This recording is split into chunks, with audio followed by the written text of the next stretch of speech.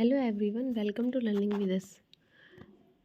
और बताइए आप लोग कैसे हैं। आई होप आप लोग बहुत अच्छे होंगे और आपकी तैयारी बिहार शिक्षक भर्ती का एग्ज़ाम है जो उसकी तैयारी भी आपकी बहुत अच्छी चल रही होगी। जैसा कि आपको पता है कि आपके एग्ज़ाम में जितने भी क्वेश्चन बनेंगे एनसीईआरटी व एससीईआरटी से ही बनेंगे। साइंस के जितने भी क्वेश्चन हैं तो आज मैं आपके लिए 7th क्लास के एनसीईआरटी का 11 चैप्टर जंतु और पादप में परिवहन लाई हूँ। आइए देखते हैं इस चैप्टर में आपके क्या क्या दिया हुआ है। क्या चैप्टर का नाम है? जंतुओं और पादपों में परिवहन। फर्स्ट पॉइंट देखते हैं। सभी जीवों को जीवित रहने के लिए भोजन, जल और ऑक्सीजन की आवश्यकता होती है। किसकी आवश्यकता होती है भाई? जीवित रहने के लिए भोजन, जल और ऑक्सीजन की आवश्यकता होती है। उन्हें इन सभी पदार्थों को अपने शरीर के विभिन्न अंगों तक पहुंचाना होता है। साथ ही जंतुओं को उन अंगों में उत्पन्न अपशिष्ट पदार्थों का परिवहन उस स्थान तक करना होता है जहाँ से उन्हें बाहर निकाला जा सके। हृदय और रक्त वाहिनियाँ संयुक्त रूप से हमारे शरीर का क्या कहलाती हैं? परिसंचरण तंत्र कहलाती हैं। क्या कहलाती है? परिसंचरण तंत्र। क्या क्या कहलाता है? हृदय और रक्त वाहिनियाँ। आइए नेक्स्ट हेडिंग है हम लोगों की परिसंचरण तंत्र। आइए देखते हैं परिसंचरण तंत्र में फर्स्ट हेडिंग है हम लोगों की रक्त। ठीक है, रक्त है। रक्त वह तरल पदार्थ या द्रव है जो रक्त वाहिनियों में प्रवाहित होता है। कहाँ प्रवाहित होता है? रक्त वाहिनियों में प्रवाहित होता है। और कैसा पदार्थ है ये? तरल पदार्थ या द्रव है। यह पाचित भोजन को क्षुद्रांत छोटी आंत से शरीर के अन्य भागों तक ले जाता है। पचित भोजन को कहाँ ले जाता है? ये छोटी आंत में ले जाता है और शरीर के अंगों तक। फेफड़ों से ऑक्सीजन को भी रक्त ही शरीर की कोशिकाओं तक ले जाता है। फेफड़ों से कहाँ ले जाता है? रक्त ही होता है जो वो शरीर की कोशिकाओं तक ले जाता है। रक्त शरीर में से अपशिष्ट पदार्थों को बाहर निकालने के लिए उनका क्या करता है? परिवहन भी करता है। क्या करता है? परिवहन भी करता है। रक्त एक द्रव है जिसमें विभिन्न प्रकार की कोशिकाएं निलंबित रहती हैं। रक्त का तरल भाग प्लाज्मा कहलाता है। रक्त में एक प्रकार की कोशिकाएं लाल रक्त कोशिकाएं आरबीसी होती हैं जिनमें एक लाल वर्णक होता है जिसे हम लोग क्या कहते हैं? जिसे हम लोग हीमोग्लोबिन कहते हैं। इस पॉइंट को आप लोग बहुत अच्छे से याद रखिए। क्या कहते हैं उसको? हीमोग्लोबिन कहते हैं हम। हीमोग्लोबिन ऑक्सीजन को अपने साथ संयुक्त करके शरीर के सभी अंगों में और अंततः सभी कोशिकाओं तक परिवहन करता है। कहाँ करता है? सभी अंगों और कोशिकाओं तक परिवहन करता है। हीमोग्लोबिन की कमी होने पर शरीर की सभी कोशिकाओं को कुशलतापूर्वक ऑक्सीजन प्रदान करना कठिन हो जाता है। किसको कमी होने पर? किसकी कमी होने पर? हीमोग्लोबिन की कमी होने पर। हीमोग्लोबिन की उपस्थिति के कारण रक्त का रंग कैसा होता है भाई? लाल होता है। रक्त में अन्य प्रकार की कोशिकाएं भी होती हैं जिन्हें श्वेत रक्त या डब्ल्यूबीसी कहते हैं और रक्त को क्या कहते हैं? आरबीसी कहते हैं। ये कोशिकाएं उन रोगाणुओं को नष्ट करती हैं जो हमारे शरीर में प्रवेश कर जाते हैं। रक्त का थक्का बन जाता है उसमें एक अन्य प्रकार की कोशिकाओं की उपस्थिति के कारण होता है जिन्हें क्या कहते हैं? पट्टिकाणु या प्लेटलेट्स कहते हैं। किसके लिए? रक्त का जो थक्का जम जाता है उसको कहते हैं प्लेटलेट्स कहते हैं। रक्त वाहिनियाँ। आइए देखते हैं रक्त वाहिनियाँ। शरीर में विभिन्न प्रकार की रक्त वाहिनियाँ होती हैं जो रक्त को शरीर में एक स्थान से दूसरे स्थान तक ले जाती हैं। कहाँ ले जाती हैं? एक स्थान से शरीर के दूसरे स्थान तक ले जाती हैं। अंतः श्वसन के समय ऑक्सीजन की ताज़ा आपूर्ति फेफड़ों या फुफ्फुसों को भर देती है। रक्त इस ऑक्सीजन का परिवहन शरीर के अन्य भागों में करता है। नेक्स्ट पॉइंट है हम लोगों का। साथ ही रक्त कोशिकाओं से कार्बन डाइऑक्साइड सहित अन्य अपशिष्ट पदार्थों को ले जाता है। कहाँ ले जाता है? रक्त कोशिकाओं से कार्बन डाइऑक्साइड सहित अन्य अपशिष्ट पदार्थों को ले जाता है। इस रक्त को वापस हृदय में लाया जाता है जहाँ से यह फेफड़ों में जाता है। कहाँ जाता है? फेफड़ों में जाता है। फेफड़ों से कार्बन डाइऑक्साइड बाहर निकाल दी जाती है। इस प्रकार शरीर में 2 प्रकार की रक्त वाहिनियाँ पाई जाती हैं जो धमनी और शिरा है। कौन है? धमनी और आइए नेक्स्ट पॉइंट हम लोग देखते हैं। धमनियाँ हृदय से ऑक्सीजन समृद्ध रक्त को शरीर के सभी भागों में ले जाती हैं। कहाँ ले जाती हैं धमनियाँ?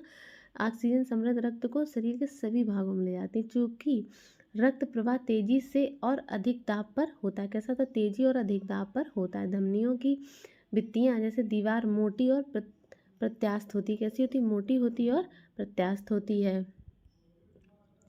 स्पंदन या नाड़ी स्पंदन नब्ज जिसको कहते हैं हम लोग और यह धमनियों में प्रवाहित हो रहे रक्त के कारण होता है। प्रति मिनट स्पंदन की संख्या स्पंदन दर कहलाती है। विश्राम की अवस्था में किसी स्वस्थ वयस्क व्यक्ति की स्पंदन दर सामान्यतः 72 से 80 स्पंद प्रति मिनट होती है। कैसे होती है? 72 से 80 स्पंद प्रति मिनट होती है। वे रक्तवाहिनियाँ जो कार्बन डाइऑक्साइड समृद्ध रक्त को शरीर के सभी भागों से वापस हृदय में ले जाती हैं, सिराएँ कहलाती हैं। सिराओं की भित्तियाँ अपेक्षाकृत पतली होती हैं। सिराओं में ऐसे वाल्व होते हैं जो रक्त को केवल हृदय की ओर ही प्रवाहित होने देते हैं। कैसे होने देते हैं? रक्त को केवल हृदय की ओर ही क्या होने देते हैं? प्रवाहित होने देते हैं। धमनियाँ अन्य छोटी छोटी वाहिनियों में विभाजित होती दिखाई देती हैं। ऊतकों में पहुंचकर वे पुनः अत्यधिक पतली नलिकाओं में विभाजित हो जाती, जिन्हें कोशिकाएं कहते हैं। कोशिकाएं पुनः मिलकर शिराओं को बनाती हैं जो रक्त को हृदय में ले जाती हैं। कहाँ ले जाती हैं? रक्त को हृदय में ले जाती। नेक्स्ट पॉइंट हम लोग का हृदय। क्या है हृदय? हृदय वह अंग है जो रक्त द्वारा पदार्थों के परिवहन के लिए पंप के रूप में कार्य करता है। ये निरंतर धड़कता रहता है। जो हम लोग का हृदय है वो निरंतर धड़कता रहता है। एक ऐसे पंप की कल्पना कीजिए जो वर्षों तक बिना रुके कार्य करता रहता है। यह बिल्कुल असंभव प्रतीत होता है, फिर भी हमारा हृदय जीवन पर्यंत बिना रुके रक्त को पंप का कार्य करता रहता है। मतलब जो हृदय है वो निरंतर धड़कता रहता है बिना आराम किए, मतलब जीवन पर्यंत ही रक्त को क्या करता रहता है? पंप करता रहता है। हृदय वक्ष गुहा में स्थित होता है, जिसका निचला सिरा थोड़ी बाईं ओर झुका होता है। कैसा होता है? बाईं ओर झुका होता है। मानव हृदय 4 कक्षों में बटा होता है। ऊपर 2 कक्ष अलिंद कहलाते हैं और नीचे के 2 कक्ष क्या? निलय कहलाते हैं। कक्षों के बीच का विभाजन दीवार ऑक्सीजन समृद्ध रक्त और कार्बन डाइऑक्साइड से समृद्ध रक्त को क्या परस्पर मिलने नहीं देती। आइए नेक्स्ट पॉइंट देखते हैं, हृदय स्पंदन। हृदय के कक्ष की भित्तियां पेशियों की बनी होती हैं। ये पेशियां लयबद्ध रूप से संकुचन और विश्रांति करती हैं। यह लयबद्ध संकुचन और उसके बाद होने वाली लयबद्ध विश्रांति दोनों मिलकर हृदय स्पंद या हार्ट बीट कहलाती है। हृदय का स्पंदन जीवन के हर क्षण होता रहता है, मतलब हमेशा होता रहता है। हृदय चिकित्सक हृदय स्पंदन को मापने के लिए स्टेथोस्कोप नामक यंत्र का उपयोग करते हैं। चिकित्सक स्टेथोस्कोप का उपयोग हृदय स्पंदन की ध्वनि को आवर्धित करने की युक्ति के रूप में करते हैं। नेक्स्ट पॉइंट है हम लोगों का, स्टेथोस्कोप के एक सिरे पर एक चेस्ट पीस लगा होता है जिसमें एक संवेदनशील डायाफ्राम होता है।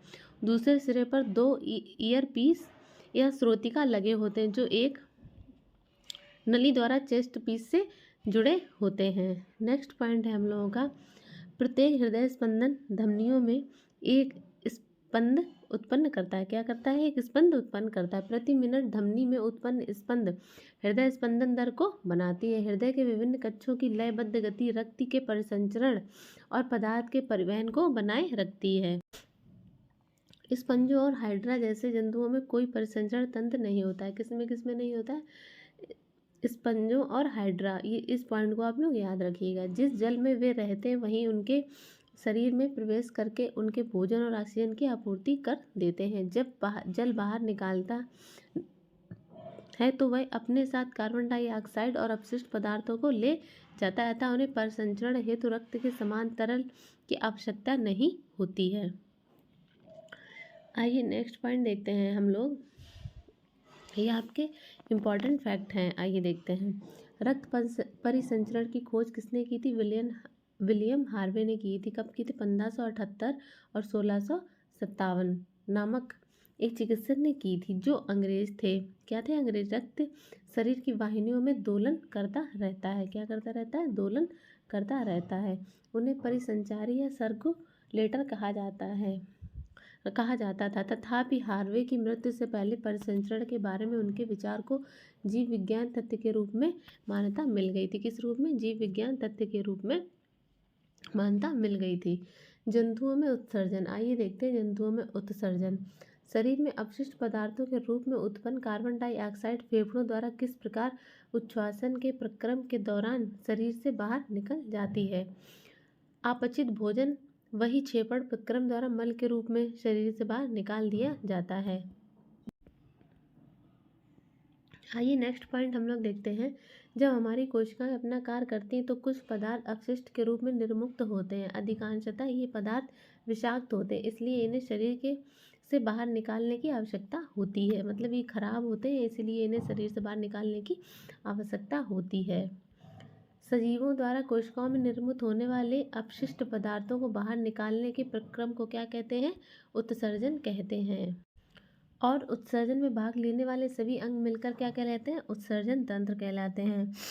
तो क्या पढ़ा हम लोगों? सजीवों द्वारा जो भी कोशिकाओं में निर्मित होने वाले अपशिष्ट पदार्थ को बाहर निकालते हैं उस प्रक्रम को हम लोग उत्सर्जन कहते हैं। और उत्सर्जन में भाग लेने वाले सभी अंगों को क्या कहते हैं?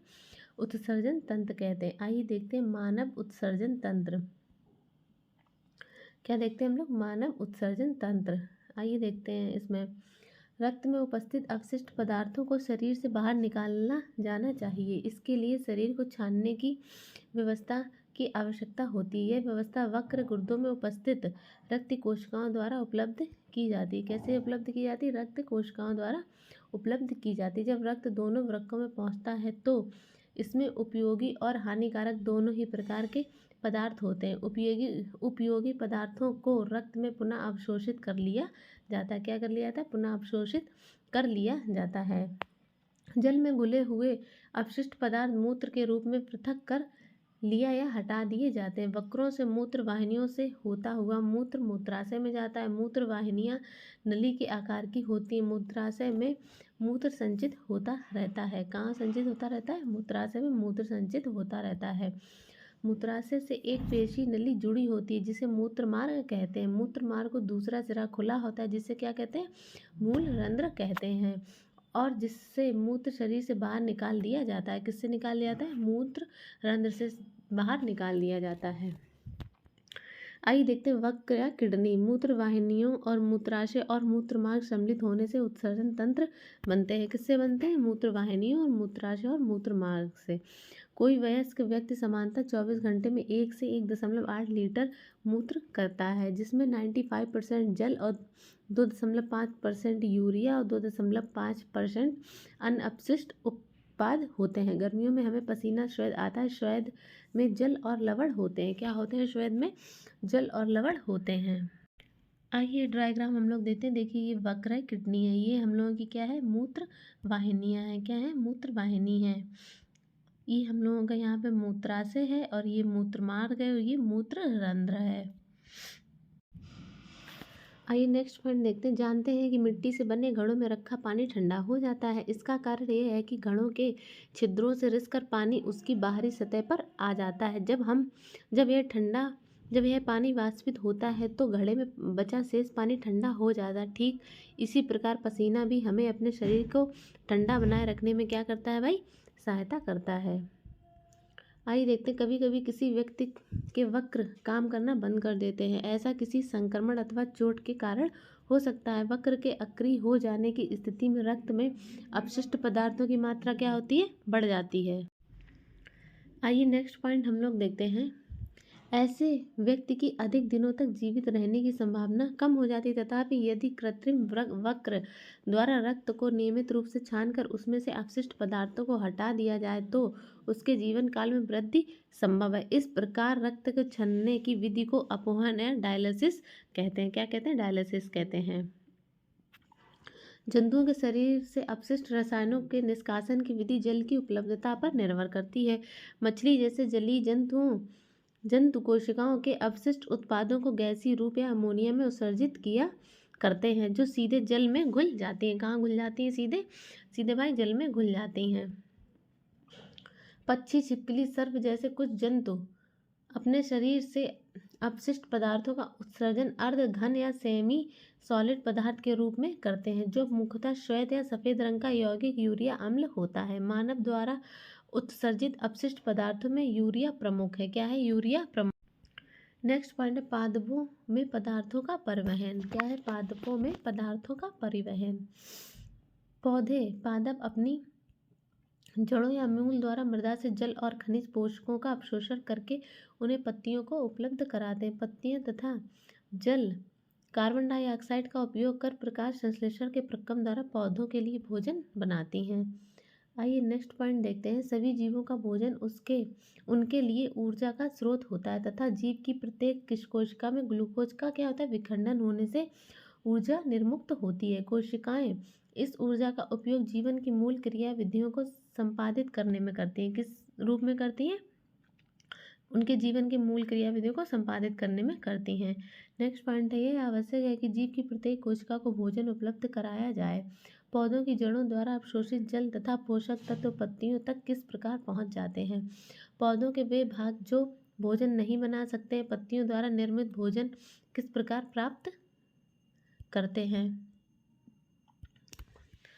जल और खनिज का परिवहन पादप या मूल जड़ों द्वारा जल और खनिजों को अवशोषित करते हैं। मूलों में मूल रूम होते हैं। वास्तव में मूल रूम जल में घुले हुए खनिज पोषक पदार्थों और जल के अंतर्ग्रहण के लिए मूल के सतह या क्षेत्रफल को क्या करते हैं, बढ़ा देते हैं। मूल रूम मृदा कणों के बीच उपस्थित जल के संपर्क में रहते हैं। किसके संपर्क में रहते हैं? जल के संपर्क में रहते हैं। आइए नेक्स्ट पॉइंट देखते हैं। पादपों में मृदा से जल और पोषक तत्वों के परिवहन के लिए पाइप जैसी वाहिकाएं होती हैं। वाहिकाएं विशेष कोशिकाओं की बनी होती हैं। किसकी बनी होती है? विशेष, जो संवहन ऊतक बनाती हैं। ऊतक कोशिकाओं का वह समूह है जो किसी जीव में किसी कार्य विशेष को संपादित करता है। जल और पोषक तत्वों के परिवहन के लिए पादपों में जो संवहन ऊतक होता है उसे क्या कहते हैं? जाइलम कहते हैं या दारू कहते हैं। जाइलम चैनलों या नलियों का सतत जाल बनाता है जो मूलों को तने और शाखाओं के मध्य से पत्तियों से जोड़ता है। किससे जोड़ता है? तने और शाखाओं के मध्य पत्तियों से जोड़ता है। और इस प्रकार बना तंत्र पूरे पादप में जल का क्या करता है? परिवहन करता है। पत्तियां भोजन का संश्लेषण करती हैं और भोजन को पादप के सभी भागों में ले जाया जाता है। क्या करती हैं? पत्तियां भोजन का संश्लेषण करती हैं और भोजन को पादप के सभी भागों में ले जाया जाता है।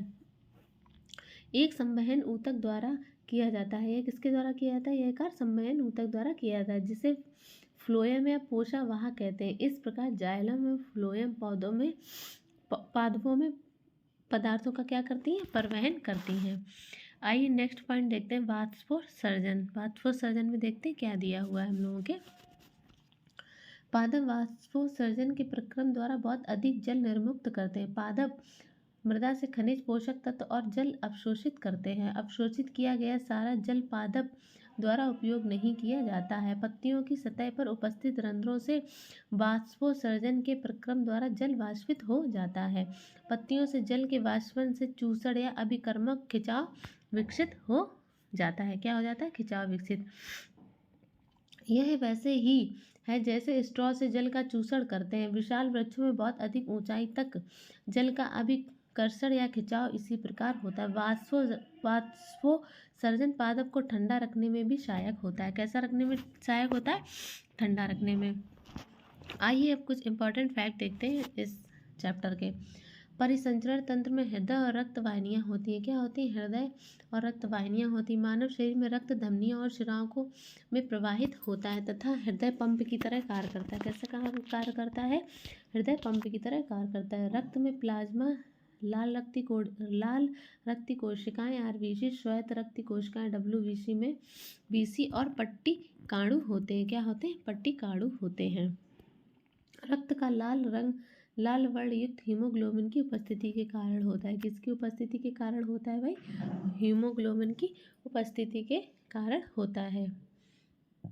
धमनियां हृदय से शरीर के सभी अन्य अंगों में रक्त को ले जाती हैं, इसलिए सिराओं के सभी भागों से रक्त को वापस हृदय में ले जाती हैं। नेक्स्ट पॉइंट है हम लोगों का वाष्पोत्सर्जन के दौरान रंध्रों से वाष्प के रूप में बड़ी मात्रा में जल का ह्रास होता है। वाष्पोत्सर्जन के कारण एक चूसड़ बल निर्मित होता है जिसके कारण मूलों द्वारा मृदा में से अवशोषित जल अभिकर्षित या खींचकर होकर तने और पत्तियों तक पहुंच जाता है। तो आपका जो 11th चैप्टर था वो यहाँ पर फिनिश होता है। आइए अब हम लोग नेक्स्ट चैप्टर देखते हैं। नेक्स्ट चैप्टर है हम लोगों का 12th। क्या है? पादपों में जनन। आइए देखते हैं पादपों में जनन किस प्रकार होता है। फर्स्ट हेडिंग है जनन की विधियाँ। अधिकांश पादपों में मूल, तना और पत्तियाँ होती हैं। ये पादप के कायिक अंग होते हैं। क्या होते हैं? कायिक अंग। वृद्धि की निश्चित अवधि के बाद अधिकांश पादपों में पुष्प निकलते हैं। क्या निकलते हैं? निश्चित अवधि के बाद अधिकांश पादपों में क्या निकलते हैं? आपके पुष्प निकलते हैं। पुष्प पादप में जनन का कार्य करते हैं। क्या कार्य करते हैं? जनन का। वास्तव में पुष्प पादप के जनन अंग होते हैं। किसी पुष्प में केवल नर जनन अंग अथवा मादा जनन अंग या फिर दोनों ही जनन अंग होते हैं। कैसे होते हैं? किसी पुष्प में केवल नर जनन अंग होते हैं और किसी में नर और मादा दोनों जनन अंग हो सकते हैं। पादप अनेक विधियों द्वारा अपनी संतति उत्पन्न करते हैं। इसमें जनन के दो प्रकार होते हैं। एक होता है आपका अलैंगिक जनन और एक होता है आपका लैंगिक जनन होता है। आइए देखते हैं। अलैंगिक जनन में पादप में बिना बीजों के ही नए पादपों को उत्पन्न करते हैं। मतलब अगर बीज नहीं भी उनके होंगे तो भी वो नए पादप को उत्पन्न करेंगे अपने समान। और लैंगिक जनन में नए पादप के बीज प्राप्त, इसमें हम लोग बीज ही बोएंगे तो वो अपना समान पादप उत्पन्न करेंगे। आइए देखते हैं अलैंगिक जनन क्या दिया है। अलैंगिक जनन में नए पादप बीजों अथवा बीजाणुओं के उपयोग के बिना ही उगाए जाते हैं। बीजों और बीजाणुओं के उपयोग के बिना ही उगाए जाते हैं। कायिक प्रवर्धन। आइए कायिक प्रवर्धन देखते हैं। यही एक प्रकार का अलैंगिक जनन है जिसमें पादप के मूल, तने, पत्ती अथवा कली या मुकुलन जैसी किसी कायिक अंग द्वारा नया पादप प्राप्त किया जा सकता है। चूँकि जनन पादप के कायिक भागों से होता है। जनन किससे होता है? पादप के कायिक भागों से होता है, अतः इसे कायिक प्रवर्धन कहते हैं। गुलाब अथवा चंपा के पौधों की एक शाखा को उसकी पर्वसंधि से काटते हैं। पर्वसंधि तने या शाखा का वह भाग है जहाँ से पत्ती निकलती है। शाखा के इस टुकड़े को कर्तन या कलम कहते हैं। क्या कहते हैं? कर्तन या कलम कहते हैं। नेक्स्ट पॉइंट है पुष्प कलिकाओं के अतिरिक्त पत्तियों के कक्ष या पत्ती के पर्वसंधि से जुड़ाव का बिंदु में भी कलिका या मुकुलन होती हैं। ये कलिकाएं प्ररों या अंकुरों के रूप में विकसित होती हैं और ये कायिक कलिकाएं कहलाती हैं। क्या कहलाती हैं? हम लोगों की कायिक कलिकाएं कहलाती हैं। कली में एक छोटा तना होता है जिसके चारों ओर अपरिपक्व पत्तियां एक दूसरे के ऊपर अध्यारोपित होती हैं। क्या होती है? मतलब अपरिपक्व पत्तियां होती हैं एक दूसरे के ऊपर अध्यारोपित होती है। कायिक कलिकाएं भी नए पादप को जन्म दे सकती हैं। किसको जन्म दे सकती है भाई? नए पादप को जन्म दे सकती हैं। ब्रायोफिलम या पत्थर चट्टा में पत्ती के किनारे के गर्त में कलिकाएं होती हैं। यदि इस पादप की पत्ती आर्द्र मृदा पर गिर जाए तो प्रत्येक कलिका या मुकुल नए पादप को जन्म दे सकते हैं। कुछ पादपों की जड़ें या मूल भी नए पादपों को जन्म दे सकती है। उदाहरण के लिए शकरकंद और क्या है आपका डालियाँ या डहलियाँ। आइए नेक्स्ट पॉइंट देखते हैं हम लोग। कैक्टस जैसे पादप के वे भाग हैं जो मुख्य पादप से अलग या विलग्न हो जाते हैं, नए पादप को जन्म देते हैं। प्रत्येक विलग्न भाग नए पदार्थ के रूप में वृद्धि कर सकते हैं। कैसे कर सकते हैं? नए पदार्थ के रूप में वृद्धि कर सकते। कायिक प्रवर्धन द्वारा पादप कम समय में उगाए जा सकते हैं। किसके द्वारा? कम समय में पादप उगाए जा सकते हैं। बीजों से उगाए जाने वाले पादप की अपेक्षा कायिक प्रवर्धन द्वारा उत्पन्न पादपों में पुष्प और फल कम अवधि में ही आ जाते हैं। कैसे आ जाते हैं? पुष्प और फल कम अवधि में ही आ जाते हैं। नए पादप जनक पादप की यथार्थ प्रतिलिपि होते हैं क्योंकि वे एक ही जनक द्वारा उत्पन्न होते हैं। इसके विपरीत लैंगिक जनन द्वारा उत्पन्न होने वाले पादप में माता पिता जनक दोनों के गुण होते हैं। किसके? माता पिता और जनक दोनों के गुण होते हैं। लैंगिक जनन के परिणाम स्वरूप पादप बीज उत्पन्न करते हैं। क्या उत्पन्न करते हैं? बीज। आइए देखते हैं मुकुलन। ईस्ट केवल सूक्ष्मदर्शी द्वारा ही देखा जाता है। इनके लिए यदि पर्याप्त पोषण उपलब्ध हो तो ईस्ट कुछ ही घंटों में वृद्धि करके गुणन अर्थात जनन करने लगते हैं। ईस्ट एक एकल कोशिका या एक कोशिकीय जीव है। कैसा? एकल कोशिका या एक कोशिकीय जीव है। ईस्ट कोशिका से बाहर निकलने वाले छोटे बल्ब जैसा प्रवर्ध मुकुल या कली कहलाता है। मुकुल क्रमशः वृद्धि करता है और जनन कोशिकाओं से विलग होकर नई ईस्ट कोशिका बनाता है। कैसा बनाता है? नई ईस्ट कोशिका बनाता है। नई ईस्ट कोशिकाएं विकसित होकर परिपक्व हो जाती और फिर नई ईस्ट कोशिकाएं बनाती हैं। यदि यह प्रक्रम चलता रहे तो कुछ ही समय में बहुत अधिक संख्या में ईस्ट कोशिकाएं बन जाती हैं। कैसी बन जाती हैं? ईस्ट कोशिकाएं बन जाती हैं। आइए डायग्राम देखते हैं। ये हैं आपकी क्या है, ईस्ट कोशिकाएं हैं, ठीक है। फिर इससे क्या बना, विकसित होकर मुकुलन बना। फिर इससे क्या बना, नवीन मुकुलन बना। फिर इससे ये मुकुलन श्रृंखला, मतलब ढेर सारे मुकुलन बन गए हैं आपके। आइए नेक्स्ट पॉइंट हम लोग देखते हैं, क्या खंडन। खंडन में क्या दिया है, तालाबों अथवा ठहरे हुए पानी के अन्य जलाशयों में हरे रंग के अवपंकी या गुच्छे या फिसलनदार शैवाल हैं। जब जल और पोषक तत्व उपलब्ध होते हैं तो शैवाल वृद्धि करते हैं और तेजी से खंडन द्वारा गुणन करते हैं। कैसे करते हैं, तेजी से खंडन द्वारा गुणन करते हैं। शैवाल दो या दो से अधिक खंडों में विखंडित हो जाते हैं। कैसे, दो या दो से अधिक खंडों में विखंडित हो जाते हैं। ये खंड अथवा टुकड़े नए बीजों में वृद्धि करते हैं। यह प्रक्रिया निरंतर चलता है और कुछ ही समय में शैवाल एक बड़े क्षेत्र में फैल जाते हैं। आइए नेक्स्ट पॉइंट हम लोग देखते हैं, बीजाणु निर्माण। बीजाणु अलैंगिक जनन ही करते हैं। प्रत्येक जीवाणु उच्च ताप और निम्न आर्द्रता जैसी प्रतिकूल परिस्थितियों को झेलने के लिए एक कठोर सुरक्षात्मक आवरण से ढका रहता है, इसलिए ये लंबे समय तक जीवित रह सकते हैं। अनुकूलन परिस्थितियों में बीजाणु अंकुरित हो जाते हैं। कैसे हो जाते हैं, बीजाणु अंकुरित हो जाते हैं और नए जीव में विकसित हो जाते हैं। मॉर्स और फर्न जैसे पादप में भी कुछ जनन बीजाणु द्वारा होता है। किसके द्वारा जनन होता है, बीजाणु। आइए हम लोग ये डायग्राम देखते हैं। ये देखिए आपके क्या है, ये आपका कवक जाल है। क्या है, आपका कवक जाल है। और ये क्या है आपके, ये आपके बीजाणु है, ये बीजाणु धानी है आपके। आइए नेक्स्ट पॉइंट देखते हैं हम लोग, लैंगिक जनन। पुष्प पादप के जनन अंग होते हैं। पुंकेसर नर और जनन अंग और स्त्री केसर मादा होते हैं। मतलब पुंकेसर को नर जननांग बोलते हैं और स्त्री केसर को मादा जननांग बोलते हैं। ऐसे पुष्प जिनमें या तो केवल पुंकेसर अथवा केवल स्त्री केसर उपस्थित होते हैं एक लिंगी पुष्प कहलाते हैं। जिन पुष्पों में पुंकेसर और स्त्री केसर दोनों ही होते हैं उन्हें क्या कहलाते हैं, उन्हें कहलाते हैं द्विलिंगी पुष्प कहलाते हैं, ठीक है। नेक्स्ट पॉइंट देखते हैं, मक्का, पपीता, ककड़ी या खीरे के पौधे कैसे एक लिंगी पुष्प होते हैं, जबकि सरसों, गुलाब, पिटूनिया के पौधों में द्विलिंगी पुष्प होते हैं। नर और मादा एक लिंगी पुष्प दोनों एक ही पादप पर उपस्थित हो सकते हैं अथवा भिन्न पादपों पर पाए जा सकते हैं। नेक्स्ट पॉइंट है, परागकोश में परागकण होते हैं जो नर युग्मकों को बनाते हैं। स्त्री केसर में वर्तिकाग्र या वर्तिका और अंडाशय होते हैं। अंडाशय में एक या अधिक बीजांड होते हैं। मादा युग्मक अथवा अंड का निर्माण बीजांड में होता है। लैंगिक जनन में नर और मादा युग्मकों के युग्मन और युग्मनज बनते हैं। आइए नेक्स्ट पॉइंट देखते हैं, परागण। क्या नेक्स्ट पॉइंट है हम लोग का, परागण।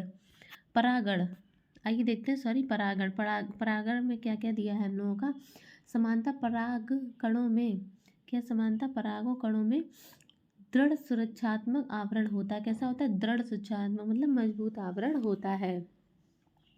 उन्हें सूखने से बचाता है क्योंकि पराग कण हल्के होते हैं, अतः वह वायु अथवा जल द्वारा बहाकर ले जाए जा सकते हैं। कैसे ले जाए जा सकते हैं, वायु अथवा जल द्वारा। पुष्पों पर बैठने वाले कीटों के शरीर पर परागकण चिपक जाते हैं।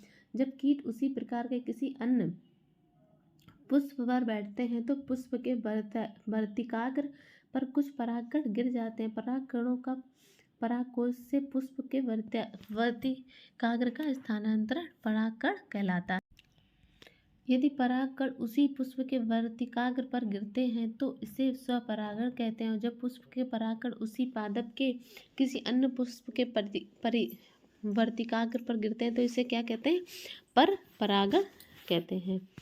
आइए नेक्स्ट पॉइंट देखते हैं, निषेचन। पौधों में निषेचन कैसे होता है, नर अथवा मादा युग्मकों के युग्मक या संयोग द्वारा बनी कोशिका युग्मनज या जायगोट कहलाती है। युग्मनज बनाने के लिए नर और मादा युग्मकों के युग्म का प्रक्रम निषेचन या युग्मनज भ्रूण में विकसित होते हैं। आइए देखते हैं, ये हैं आप हम लोगों के डायग्राम कुछ। ये फर्स्ट ए डायग्राम, अंड कोशिकाएं हैं ये हम लोगों के, ये अंकुरित होता परागकण। ये है बी, ये युग्मनज निर्माण है युग्मनज, और ये क्या है, पराग नलिका है हम लोगों की। आइए नेक्स्ट पॉइंट देखते हैं, फल और बीज का विकास। क्या फल और बीज का विकास? निषेचन के पश्चात अंडाशय फल में विकसित हो जाता है। अंडाशय कहाँ विकसित हो जाता है? फल में विकसित हो जाता है, जबकि पुष्प के अन्य भाग मुरझाकर गिर जाते हैं। परिपक्व हो जाने पर अंडाशय फल के रूप में विकसित हो जाते हैं। बीजांड से बीज विकसित होते हैं। बीज में एक भ्रूण होता है जो सुरक्षात्मक बीजा आवरण के अंदर रहता है। कुछ फल गूदेदार और रसीले होते हैं जैसे आम, सेब, संतरा। कुछ फल कठोर होते हैं जैसे बादाम और अखरोट। नेक्स्ट पॉइंट है बीज प्रकीर्णन। प्रकृति में एक ही प्रकार के पादप विभिन्न स्थानों पर उगे हुए पाए जाते हैं। ऐसा बीजों के विभिन्न स्थानों पर प्रकीर्णन कहलाते हैं। ऐसे बीजों को क्या कहते हैं? विभिन्न स्थानों पर प्रकीर्णन के मतलब प्रकीर्णन के कारण होता है। किसी पादप के सभी बीज एक ही स्थान पर गिरकर नहीं वहीं उग आए हैं।